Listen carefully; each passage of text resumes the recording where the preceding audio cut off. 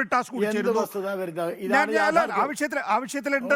ആ വിഷയത്തിൽ എനിക്കും ചില കാര്യങ്ങൾ പറയാനുണ്ട്. സ്വാഭാവികമായിട്ടും ഇവിടെ എതിർ രാഷ്ട്രീയ നേതാക്കളുണ്ടല്ലോ, അവർക്ക് പറയാനുണ്ടോ? നിങ്ങൾക്ക് സൗകര്യം എളുപ്പം വന്നാൽ മതി.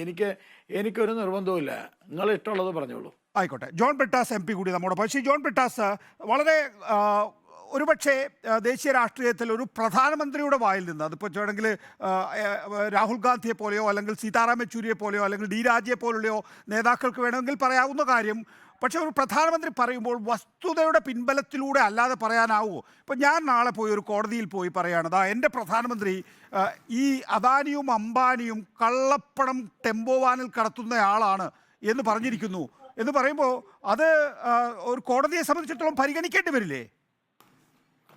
യഥാർത്ഥത്തിൽ നാളെ സുപ്രീം കോടതി കേജ്രിവാളിന്റെ ഇടക്കാല ജാമ്യം പരിശോധിക്കുകയാണ്.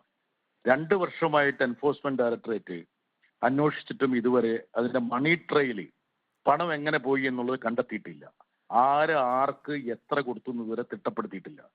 പക്ഷേങ്കിൽ ഇവിടെ കൃത്യമായിട്ട് ആർക്ക് പണം കൊടുത്തു, എങ്ങനെ കൊടുത്തു, ഏത് വാഹനത്തിൽ കൊടുത്തു, നമ്പർ പ്ലേറ്റ് മാത്രമേ ഇനി പറയേണ്ടതുള്ളൂ.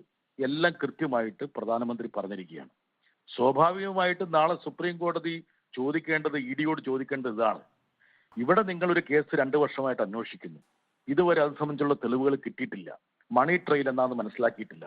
പക്ഷേ വലിയ കള്ളപ്പണത്തിന്റെ, പ്രധാനമന്ത്രിയുടെ ഭാഷ കടമെടുക്കുകയാണെങ്കിൽ കാലാധൻ, കള്ളപ്പണം, ടെമ്പോയിൽ ഇന്ന 2 ആൾക്കാർ, അദാനിയും അതുപോലെ അംബാനിയും ഇന്ന ആൾക്ക്, അതായത് രാഹുൽ ഗാന്ധിക്ക് ഇന്ന വാഹനത്തിൽ കൊടുത്തു എന്ന് പറയുമ്പോൾ സ്വാഭാവികമായിട്ടും നിങ്ങൾ അങ്ങോട്ടല്ലേ പോകേണ്ടതെന്ന് സുപ്രീം കോടതി ചോദിക്കേണ്ടതാണ്. ചോദിക്കുമെന്ന് എനിക്ക് തോന്നുന്നു. അപ്പൊ യഥാർത്ഥത്തില് ലോക ചരിത്രത്തിൽ ആദ്യമായിട്ട് ഒരു ഭരണ നിർവഹണം നടത്തുന്ന ഒരാള് കള്ളപ്പണം ഇന്നയാൾക്ക് കൊടുത്തു എന്ന് പറയുമ്പോൾ തെരഞ്ഞെടുപ്പില് ഈ പറയുന്ന മണി പവറും മസിൽ പവറും ഒഴിവാക്കണമെന്ന് പറഞ്ഞ് തെരഞ്ഞെടുപ്പ് കമ്മീഷൻ എന്ത് ചെയ്തു? 2, കള്ളപ്പണത്തെ എവിടെയാണെങ്കിൽ പോലും വേട്ടയാടി പിടിക്കുമെന്ന് പറയുന്ന എൻഫോഴ്സ്മെന്റ് ഡയറക്ടറേറ്റ് എന്ത് ചെയ്തു? ഇത് സംബന്ധിച്ചുള്ള കേസുകൾ കൈകാര്യം ചെയ്യുന്ന സുപ്രീം കോടതി എന്ത് ചെയ്യണം? ഇങ്ങനെയുള്ള ചോദ്യങ്ങൾ ജനങ്ങളുടെ മനസ്സിൽ വരുവാണ്. മാത്രവുമല്ല, ഇത്രയും കള്ളപ്പണമൊക്കെ 2 വ്യക്തികള്, 2 വ്യവസായികള് ഒരു രാഷ്ട്രീയ പാർട്ടിക്ക് കൊടുക്കുന്നുണ്ടെങ്കിൽ ഈ രാജ്യത്ത് എത്രത്തോളം കള്ളപ്പണം ജനറേറ്റ് ചെയ്യുന്നുണ്ട്? കള്ളപ്പണം ഒഴിവാക്കുന്ന ഈ നോട്ട് നിരോധനം ഉൾപ്പെടെയുള്ള കർശനമായ നടപടികൾ മോഡി സ്വീകരിച്ചത്. പക്ഷെ ഈ മോഡിയുടെ 10 വർഷത്തെ ഭരണത്തിന് ശേഷവും ടെമ്പോയിലൊക്കെ കുത്തി നിറച്ച് ഇങ്ങനെ കള്ളപ്പണം കൊണ്ടുപോകാൻ കഴിയുന്ന ഒരു സാഹചര്യം ഇന്ത്യയിൽ സംജാതമാകുന്നുണ്ടെങ്കിൽ എന്താണ് ഈ രാജ്യത്ത് സംഭവിക്കുന്നത്? ഇങ്ങനെയുള്ള ചോദ്യങ്ങൾ വളരെ പ്രസക്തമായിട്ട് ഉയരുന്നുണ്ട്. പക്ഷെ എൻ്റെ സ്നേഹിതൻ ഗോപാലകൃഷ്ണന്റെ വികാര വിക്ഷോഭങ്ങൾ ഞാൻ മനസ്സിലാക്കുന്നു.